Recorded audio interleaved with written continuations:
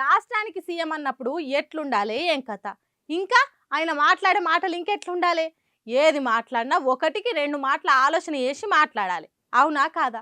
ఎందుకంటే ఆయన మాట్లాడే మాటలు రాష్ట్రం మొత్తం వింటది కాబట్టి. కానీ మన ముఖ్యమంత్రి రేవంత్ రెడ్డిని చూడుర్రి ఎసొంటి మాటలు మాట్లాడుతుండో. క్వాలిఫికేషన్ చూపిస్తే గవర్నమెంట్ స్కూల్స్ లో ఉన్నోళ్ళు far better, highest qualification in the government లో ఉన్నోళ్ళకి ఎంఏ పీజీలు పిహెచ్డీలు చేసిన వాళ్ళు ఉన్నారు, ఎంఏ బిఎడ్ చేసిన వాళ్ళు ఉన్నారు.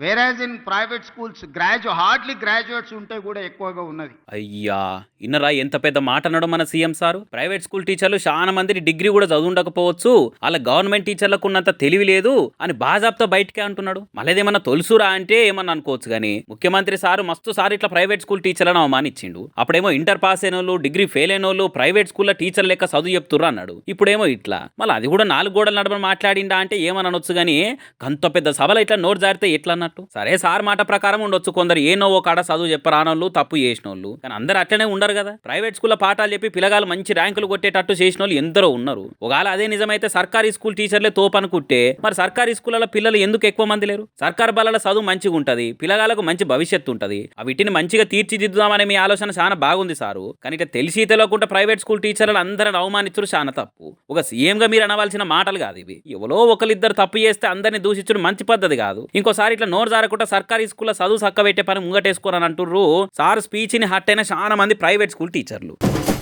రాజకీయ లీడర్లు ఎవ్వరు ఏం చేసినా ట్రెండ్ అవుతుందో కాదో కానీ బీఆర్ఎస్ పార్టీ మాజీ మంత్రి ఇప్పుడు ఎమ్మెల్యే మల్లారెడ్డి ఏం చేసినా పక్కా ట్రెండ్ అవుతుంది. ఆయన చేసిన ఏ పనైనా జర్ర సోషల్ మీడియాలో ఎక్కిందా ఖాతం గిర్ర గిర్ర గిరకలు కొడుతుంది. సార్ మొన్ననే జపాన్లో హల్చల్ చేసిన వీడియోలు నెట్టింట్లో తిరగబట్టినాయి కదా, మళ్ళీ ఇప్పుడు ఏం చేసిండో చూద్దాం పార్టీ.